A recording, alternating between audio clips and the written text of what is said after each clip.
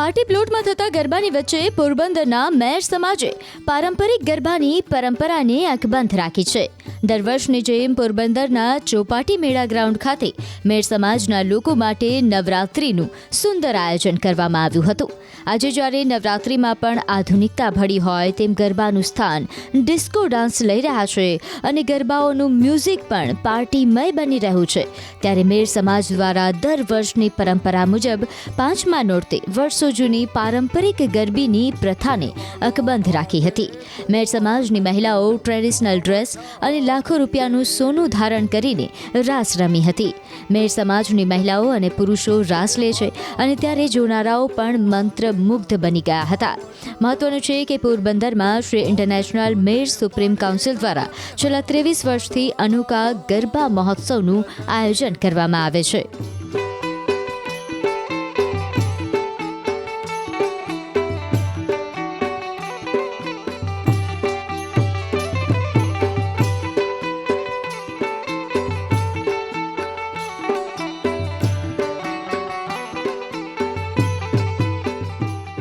અમારો આ 25મું વર્ષ એટલે રજત જયંતિ મહોત્સવ છે। પહેલાં સુપ્રીમ કાઉન્સિલના નામ નીચે થતું હતું, હવે ઇન્ટરનેશનલ મેર સુપ્રીમ કાઉન્સિલના નામ નીચે અમે કરીએ છીએ। અમારું આ 25મું વર્ષ જે છે આ રજત જયંતિનું વર્ષ છે।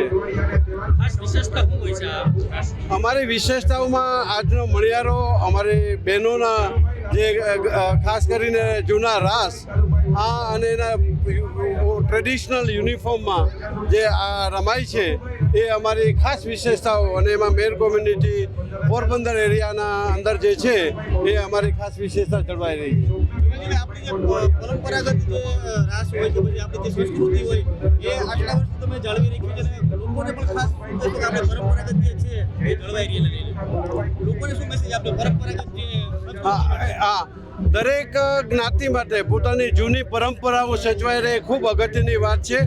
એ જળવાવી જોઈએ, એનું અસ્તિત્વ ટકાવી રાખવા માટે ભૂતકાળને સંભાળી અને એને ભવિષ્યમાં લઈ જવો જોઈએ, અને એના ભાગરૂપે આખી અમારી ઇન્ટરનેશનલ મેર સુપ્રીમ કાઉન્સિલની ટીમ, જેની અંદર બધા ઉપપ્રમુખો, મહામંત્રીશ્રીઓ, આખી ટીમ ખૂબ પ્રયત્ન કરે છે।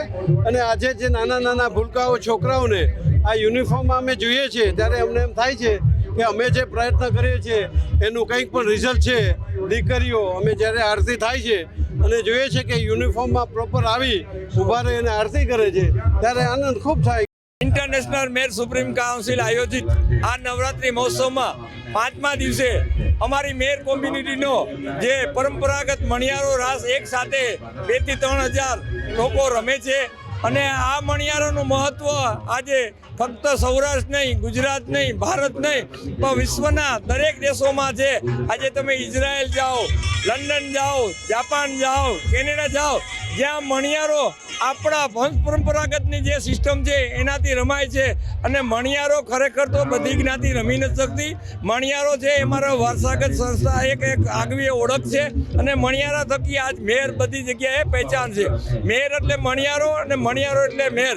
આજે કોઈ પણ દેશ વિદેશના ભારતમાં જે કોઈ લોકો આવે છે ત્યારે મોદી સાહેબનો આગ્રહ હોય કે ભાઈ પોરબંદરનો મેરનો મણિયારો રાખજો, એટલે મેરની આજ પહેચાન એવી થઈ ગઈ છે કે વિશ્વ લેવલે આજે હર કોઈ જ્ઞાતિની નથી હોતી, પણ એક સમુદ્ર કાંઠે વસેલી નાની એવી કોમ્યુનિટી જે 2-3 લાખની વસ્તી ધરાવે છે એને આજે એક હાઇલાઇટ કરેલી છે, અને અમારા લોહીમાં વસેલું જે ખમીન છે, એક જે સાંસ્કૃતિક વારસો છે અમે લોકો જાળવ્યો છે। આધુનિકતાના ઓરણા ઓઢીને રમાતી આજની ગરબીઓમાં અમારો સમાજ અને અમારા વડીલોએ જે પરંપરા જાળવી છે, આજે 25 વર્ષથી અમારી ગરબી થાય છે।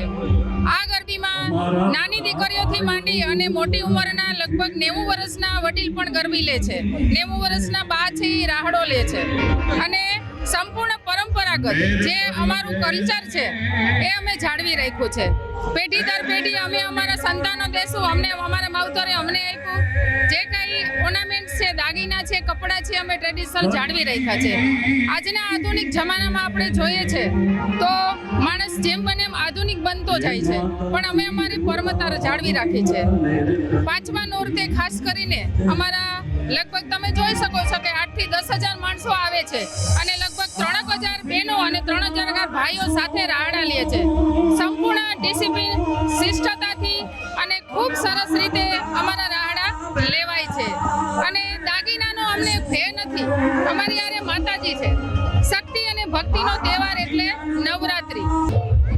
પરંપરાગત મણિયારો રાસડા આ બધું પાંચમે નોરતે અમારા કાસ્ટમાં રમવામાં આવે છે અને મેરાણીઓ બધી એટલું બધું સોનું પહેરીને રમે છે કે અમારા લોહીની એટલી તાકાત છે કે અમે કોઈથી નીડરથી એકદમ દાગીના પહેરીને આવીએ જાય રાતના તો બીક નથી લાગતી.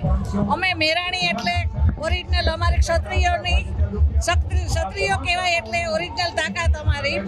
અને રાસડા રમવાનું મહત્વ એ છે કે અમારી મેર જ્ઞાતિમાં જ્યારે બધા યોદ્ધાઓ લડાઈમાંથી આવતા અને જ્યારે એકદમ આનંદનો ઉત્સવ હોય ને ત્યારે રાસડા રમાતા અને યુદ્ધમાંથી જ્યારે એકદમ જીત થઈને આવે ને ત્યારે મણિયારો રમાતો અને એકદમ રાસડા અને મણિયારો પરંપરાગત સંસ્કૃતિ અમારી જાળવી રાખેલી છે અને અમારા પહેરવેશનું ખૂબ જ મહત્વ છે. અને દર વખતે પાંચમી નોરતે અમે અમારી જ્ઞાતિમાં રાસડા રમીએ છીએ, મણિયારો રમાય છે અને અમારી સંસ્કૃતિ અમે જાળવી રાખીએ છીએ અને અમારો દાગીના અને અમારો ડ્રેસ બધા પરફેક્ટ પહેરીને આવે છે. અને જેટલી 5-6 તોલા જેટલું દાગીના છોકરીથી ઉપડે એટલું પહેરે જ છે. 2-3 થારા દાગીના પહેરી અને રમે છે. ટ્રેડિશનલ પહેરવેશ છે આ પહેરવી. આને ઓઢણું કહેવાય. આ છે એ કાપડું છે, આને કાપડું કહેવાય. આ છે એ આને કડલા કહેવાય. આને ઝૂમણું કહેવાય. આને કાઠલી કહેવાય. આને વેડલા કહેવાય. આવી રીતે અમે ટ્રેડિશનલ પહેરીને અમારે નવરાત્રિમાં 5મા નોરતે આવી રીતે બધા ટ્રેડિશનલ ડ્રેસ પહેરીને આવે છે. અમે છોકરીઓ કે અમારે વહુ કે દીકરીઓ બધી અહીંયા આવે તો નિડરતાથી એકલી આવે તો કોઈને ડર રહેતો નથી. વધુમાં વધુ 3 કિલો સોનું પહેરીને અમારે બધા આવે છે રમવા માટે. એકલી આવી જાય તો કોઈને ડર નથી રહેતો. અમારા ભાઈઓ અમારા અહીંયા બાપ દાદા બધા એવા બેઠા હોય ને કે અમે નિડરતાથી અહીંયા આવી શકીએ છીએ. જરાય ડર નહીં કહેવાય એનો આવવામાં.